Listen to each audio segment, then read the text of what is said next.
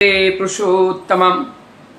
आज हम लोग देखेंगे बालक अनुकूल उम्र 5 से 6 वर्ष के अंतर्गत अब पिता की शारीरिक अवस्था उतना अच्छा नहीं है, बीमार पड़ गए और उनके औषध की व्यवस्था भी माँ के पास नहीं है, क्योंकि वो अपने ससुर जी के जो संपत्ति थे उसे छुड़ाने के लिए उनके ऊपर बहुत सारे केस और बहुत सारे उनके और परिवार के लोगों के द्वारा बहुत उत्पीड़न किया गया, जिससे शिवचंद्र चक्रवर्ती का कमाया हुआ धन सब नष्ट हो गया। और उसके बाद वो बीमार पड़ गए और बीमार पड़ने के बाद अब उनके पास अर्थ अभाव आ गया, अर्थ ही नहीं है, कैसे वो इलाज करे। तब विस्मय होकर के बैठे हैं बालक अनुकूल। तब अपने माँ के पास जाके कह रही हैं, माँ आप परेशान ना हो, आप घर में वो परवल बनाने वाला चावल नहीं है, अब वो चावल लेके आओ और ज़्यादा करके आप जो है उस परवल बनाओ और उससे गुड़ से जो लड्डू की तरह बनाते हैं वो बना के दे दो, मैं पाबना शहर में बेच करके पिताजी के लिए मैं औषध खरीद के ले आऊँगा। और वो हिमायतपुर से पाबना शहर 2 से 3 माइल अर्थात 4-4.5 किलोमीटर की दूर है। और माँ ठीक ऐसे ही करते हैं और करके बालक के पास देते हैं। बालक वो छोटा सा 5-6 साल का बालक है, वो जाते हैं बाजार में और वो परवल की जो लड्डू है वो बेचते हैं, परवल बेचते हैं और बेचने के बाद उनको कुछ पैसा मिलता है, उससे पिताजी का औषध लेकर के वो घर वापस आते हैं। ये सिलसिला चलता है, लेकिन जो आर्थिक स्थिति है वो आर्थिक स्थिति बहुत ही भयंकर हो चुका है। खाने पीने के लिए वो ललायत हो गए, कपड़े पहनने के लिए ललायत हो गए, कहीं पर भी कहीं कुछ नहीं मिलता था। और इसी बीच में इसी दुख भरी में वो दुख के समय गांव के ही एक लोग हरिबोला नाम का एक हरिबोला नाम का एक भूमि वाली जो व्यक्ति हैं वो आते हैं कि उनका संपत्ति कुर्क हो गया और वो संपत्ति चला जा रहा है, उनको 4 रुपए चाहिए। अब माँ की भी गरीबी आ गई, कुछ भी नहीं है, तो उन्होंने बालक अनुकूल के हाथ में और उनके कमर में सोने का कुछ गले में सोने का चेन और हाथ में जो अन्नप्राशन के समय मिला था उन्होंने वो खोला और खोल करके उनको दे दिया। और उसके बाद उन्होंने उसको दे करके 4 रुपए ला करके उन्होंने अपनी जमीन को उद्धार किया।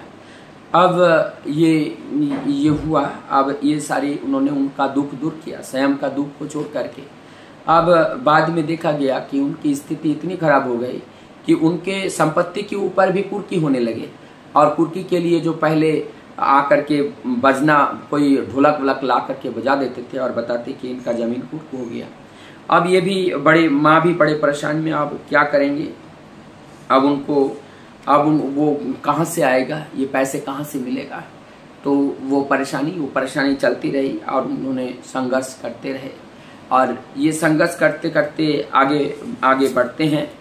और उन्होंने कभी किसी से कुछ मांगा नहीं, लेकिन अब की बार जननी को लोगों से पैसा भी मांगना पड़ा। एक बार उन्होंने बसंत कुमारी के पास गए 10 रुपये मांगने के लिए और वो 10 रुपया मांगने के लिए गए, लेकिन उन्होंने माना कर दिया। उन्होंने वहाँ से पैसा उनको मिला नहीं। और इसी बीच में पहले तो वो अच्छे थे, जमींदार कुल के तो थे ही, और शिवचंद्र चक्रवर्ती का जो परिवार था वो उच्च कोटि का था। लेकिन कालांतर में जब वो गरीब हो गए, उस समय जब गरीब हो गए तो आप रिश्ता निभाना बड़ा कठिन हो गया।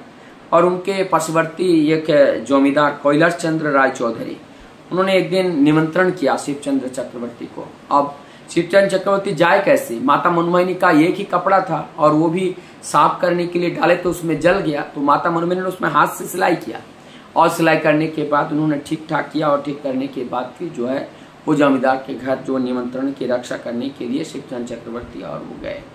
और जाकर के उन्होंने सारे अपने परिवार की सारी कहानियां बताई। और सारी कहानियां जब उन्होंने कैलाश चंद्र राय चौधरी ने इस बात को सुना, कैलाश चंद्र ने जब सुना तो उस समय सुनने के बाद अभी पास में ही अमीराबाद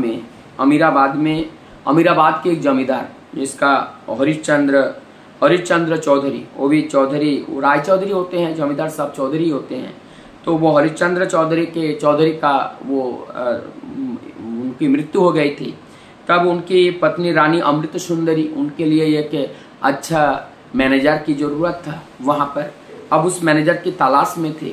तब जाकर के ये कोयलर चंद्र जो काशीपुर के जमींदार थे, तो इस कोयलर चंद्र ने उन्होंने शिव मनमोहिनी देवी को बताए कहाँ पे जाने के लिए, अमीराबाद के जो जमींदार थे हरिश्चंद्र राय चौधरी, उनके पास।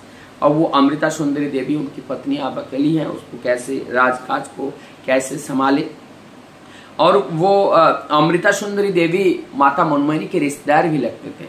तो वहां पे जाते हैं, जाकर के वो मनमोहन सिंह के राजकाज के बारे में जब सुनते हैं, माँ भी संतुष्ट होते हैं और उनको वहाँ राजकाज के लिए बुलाया जाता है। अमीराबाद के लिए रवाना होते हैं।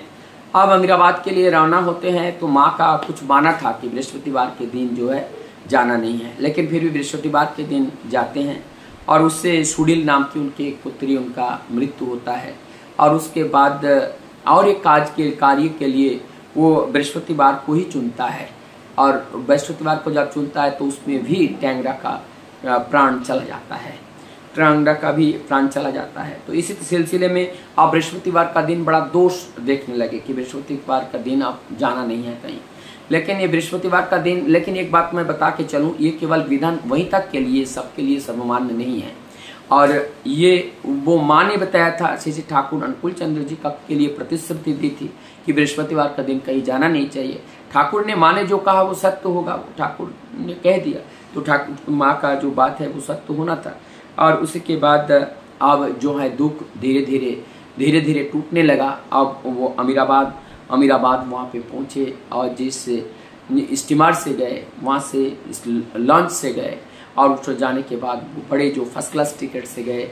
और वहाँ जब उतरे तो वहाँ के अमीराबाद के सभी जो जनप्रतिनिधि हैं और वहाँ के समाज के जो लोग हैं सब लोग आए।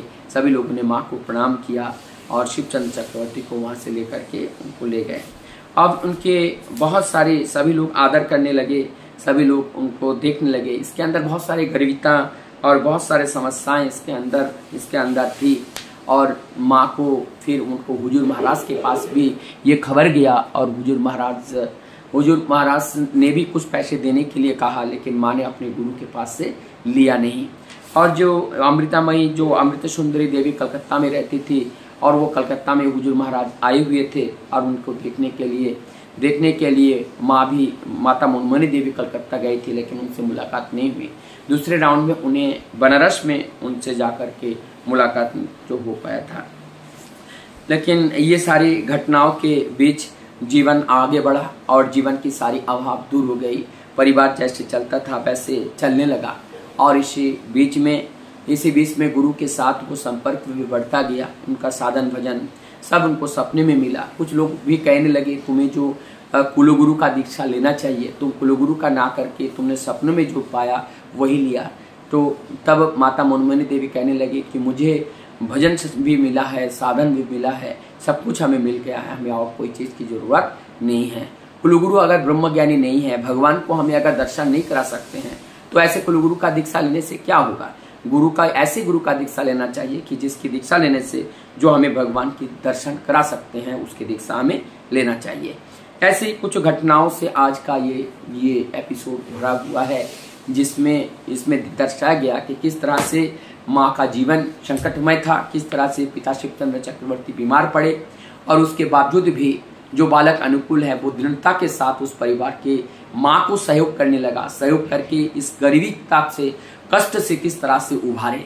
तो हम प्रत्येक व्यक्ति को अपने गुरु के प्रति दृढ़ विश्वास के साथ अगर हम चलते हैं तो हमारे जीवन में सुख आता है, दुख आता है, अभाव आता है, सब कुछ आता है। लेकिन इस सब कुछ के बीच भी उनका ये गुरु का इतना आशीर्वाद होता है, उनका शक्ति होते हैं। हम सबको दरकिनार करके हम अपने जीवन को लक्ष्य से अडिग होकर के, मतलब हम लक्ष्य से डिंगेंगे नहीं, हम अडिग होकर के हम अपने लक्ष्य तक पहुंचने का शक्ति परमपिता से हमें निश्चित रूप से मिलता है। सबकी मंगल प्रार्थना परमपिता के चरणों में बंधन करता हुआ मैं अपनी बात को यही विराम देता हूँ। जय गुरु, वंदे पुष्प।